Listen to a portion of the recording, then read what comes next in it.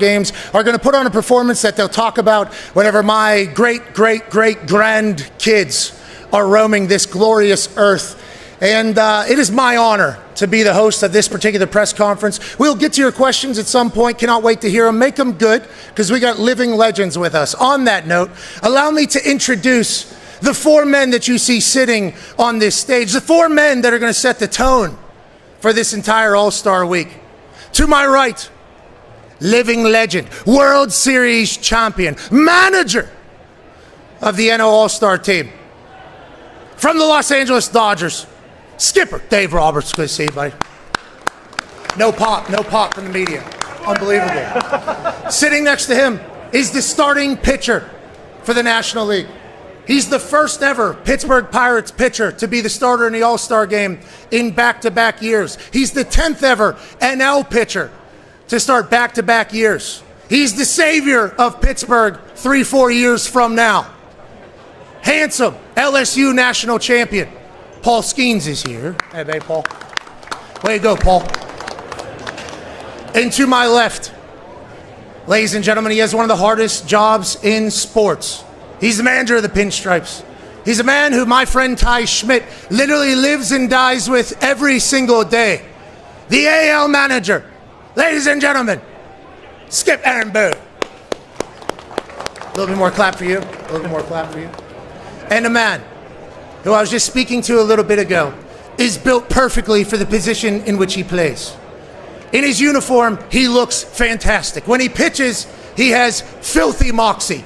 Ladies and gentlemen, saving the city of Detroit, pitcher, Tarek Scoop. Good work, buddy. Now, to get this thing started, I believe we need the starting lineups. We will start first with the National League with Skipper Roberts. All right, for the National League, obviously, Pat mentioned Paul Skeens is going to be our starter. Leading off, designated hitter Shohei Ohtani. Batting second, playing left field, Atlanta's own Ronald Acuna Jr. Batting third, playing second base, Ketel Marte from Arizona. Batting fourth, playing first base, making a little homecoming, Freddie Freeman. Batting fifth, playing third base from San Diego, Manny Machado. Batting sixth, doing the catching from Los Angeles, Will Smith. Batting seventh, playing right field, Chicago Cubs, Kyle Tucker.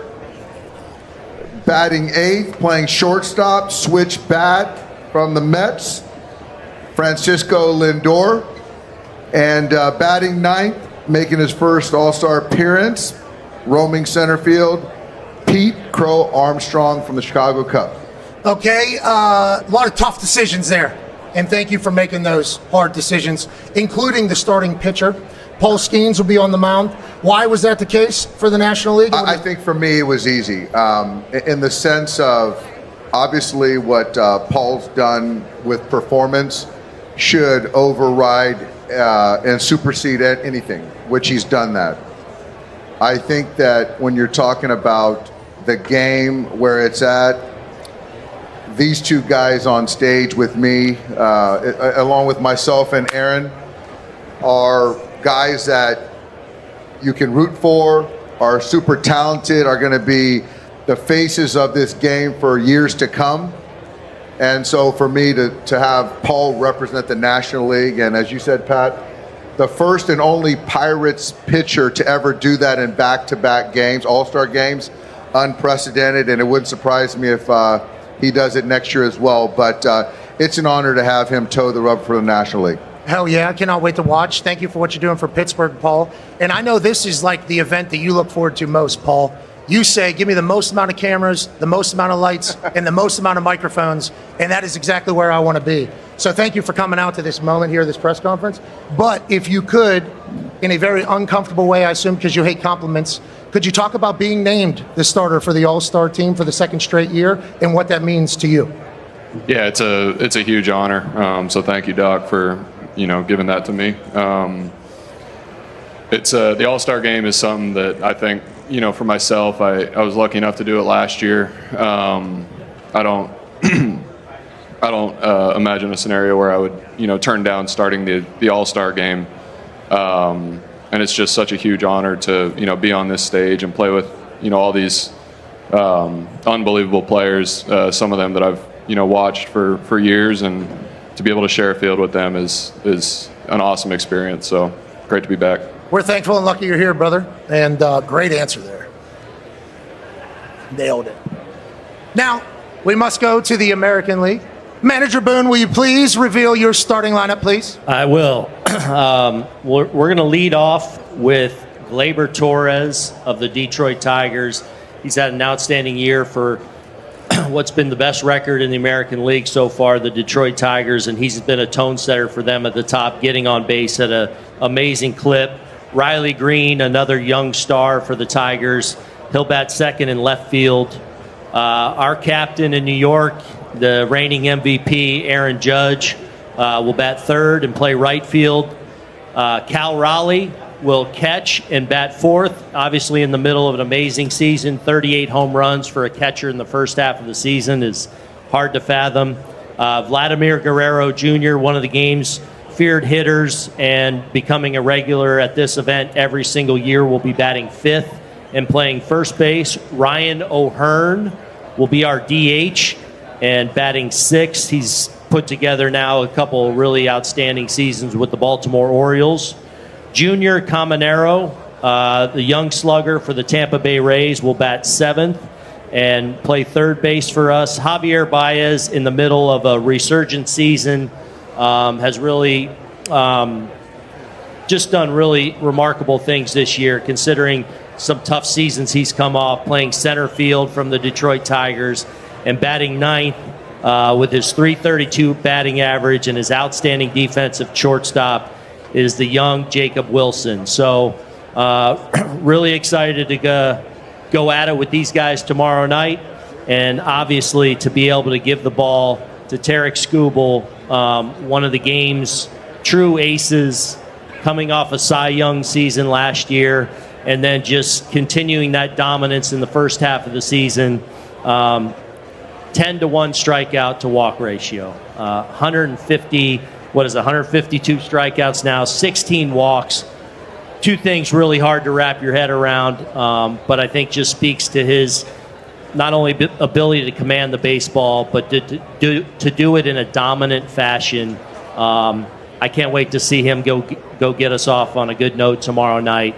But excited to go at it with this group tomorrow night and do it in Hotlanta. Hell yeah. And Tarek, reigning Cy Young, and you're the first Tigers pitcher to start in the All-Star game in 12 years. I have a friend, Evan Fox, who loves the Tigers from the Michigan area.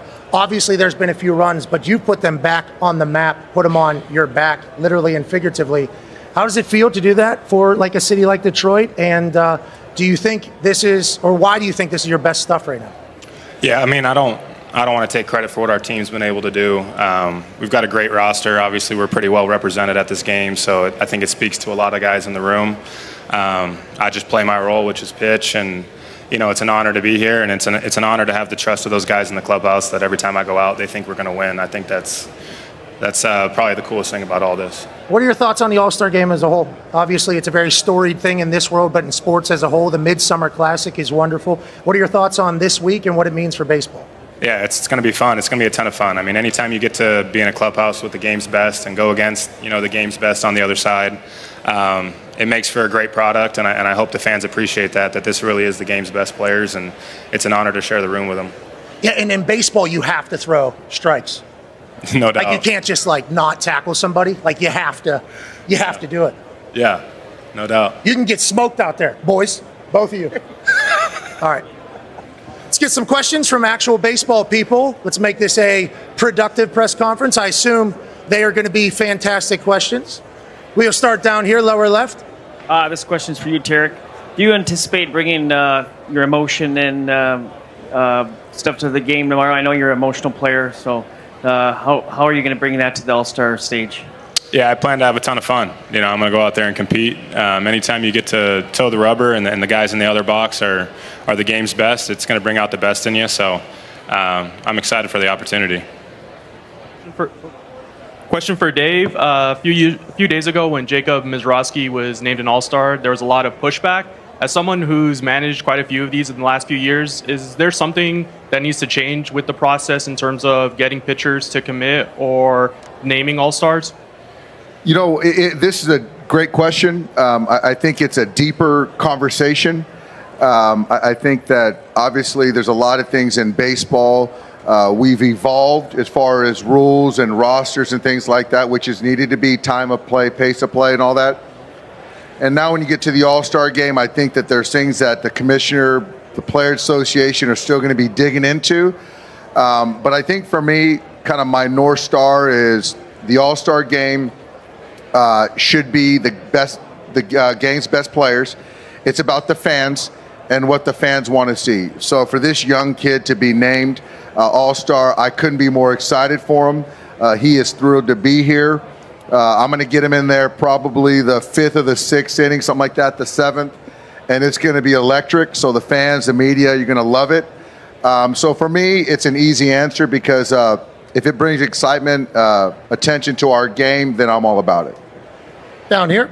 The All-Star Game was moved out of Atlanta in 21 because of a law that former President Biden described as Jim Crow in the 21st century, and it was framed as a protest. Dave, in the 2021 MLB Network special on Stop Asian Hate, you said, and I quote, "I think it's just being relentless with our voices. This is not something that's just an isolated moment in time that we're talking about. It's something that needs to be talked about on an ongoing basis and be relentless with it." What happened to being relentless with it, and why are we still in Atlanta when this is on books? It was hard to understand. We were actually talking about that. Can you re-say what you said there? There is a law on the books here in Atlanta that is a voter suppression law that Joe Biden has called Jim Crow of the 21st century. Dave, in 2021, in the MLB Network special, you said it's about being relentless with our voices and speaking up, and this is not an isolated moment, and it needs to be something talked about on an ongoing basis. And being relentless with it. What happened to being relentless with our voices, and why are we in Atlanta when this law is still on the books? And it is a dangerous situation to be a journalist in Atlanta because Atlanta has detained the most journalists by ICE. I believe the question was a political question about laws that are on the books and everything like that. And the All-Star Game was taken out, and now it's brought back. Interesting. I don't know if any of us are the experts or the ones that should be giving answers on that, but respect and appreciate the way you feel about it.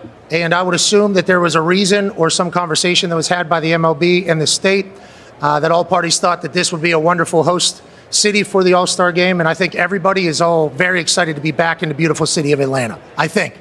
I don't want to speak out of pocket for anybody, but I do believe with everything else you're talking about, I don't know if Dave is a lobbyist or Paul is a lobbyist or Tarek or Coach Boone. I think they would be great at it if they decided to be as such. But I think she was talking to you. I don't know if you have, I think so. I believe it was, once again, it was hard to hear. But do you have any thoughts on Atlanta hosting the All-Star Game whenever there was obviously some conversations in the past, I believe, right? I think Pat answered it perfect. And honestly, I appreciate the question. I appreciate your thoughts. I do feel that I'm excited to be here. I think that it's a great city. I think baseball fans are excited to be here and celebrate these great athletes. I'm not a politician. I do feel that everyone has their right to voice thoughts. But right now, I really choose to just focus on the players and the game and be excited to be here. And for me, to be able to manage these guys and to manage against these guys, I'm honored. So I don't want to get into the politics. So, but thank you. And with that being said, great for sports to showcase Atlanta, and we're lucky and thankful to do it. Down here, sir. Hey, for Paul and Tarek, with the ABS system being used tomorrow, do you envision you guys making a call for an appeal? And looking back at your short careers so far, are there pitches and games you remember you wish you could have had a computer review? Start with you, Paul. Tarek, sorry. Yeah. I know it's going to be implemented. I don't know, is it 2 challenges or is it going to be like unlimited, like spring training? I don't plan on using them. I probably am not going to use them in the future. I'm going to let the catcher do that. I have this thing where I think everything's a strike until the umpire calls it a ball. So with how good guys are behind the plate, Cal's going to be really good behind the plate. So I don't know the strike zone a ton, but I mean, I guess there are some pitches that you think are strikes and you want them back, but I also think it's part of the game, and I love the human element of the game. I think maybe some other guys don't, but yeah, those are my thoughts on it. I don't plan on using it though. Paul, do you like the thought of a regulated strike zone? Yeah, I pretty much want to echo what Tarek said.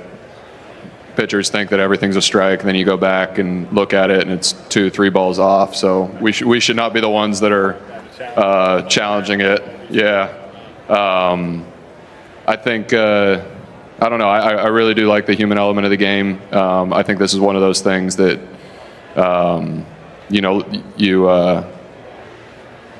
you kind of think that umpires are great until they're not, and so I could kind of care less either way, to be honest. I love that you guys think terrible pitches are strikes. Respect. Just such an optimistic approach to things. Yep. I have a question for Tarek and Paul. Hi, Tarek. Which batter are you looking forward to facing the most tomorrow? Hopefully I only faced 3. That means I did a good job. What was the lineup again? Otani, Acuna, Shohei, Acuna, who's hitting third? and Martin. Who's hitting third tomorrow? Who's in third? Doc, who's hitting third? Oh, third, Marte. Marte. I mean, if I had to pick one, it'd be Shohei. What he does on both sides of the ball is really impressive. Do you have a question for Paul, too? Same question. Yeah, what he said. Hopefully just 3 hitters. I faced 4 last year, and Judge was hitting 4th last year, so I got to face him, but hopefully he's the last one tomorrow, too. But we'll see. Go ahead. This is a question for Paul and Tarek. It's not often that you get to look at the success of your season and how it compares league-wide. So I'm just curious, how do you compartmentalize that?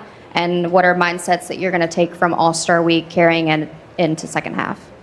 I don't really, I mean, the goal to me of baseball is to win and win championships. So, I mean, as much as this is an honor and I appreciate this moment, and I'm going to, have a good time over the next couple days, my focus is on winning a championship, and that's what the game's about. So I don't really think that I've accomplished much until I win a championship. Yeah, I think this is a good time to kind of reset.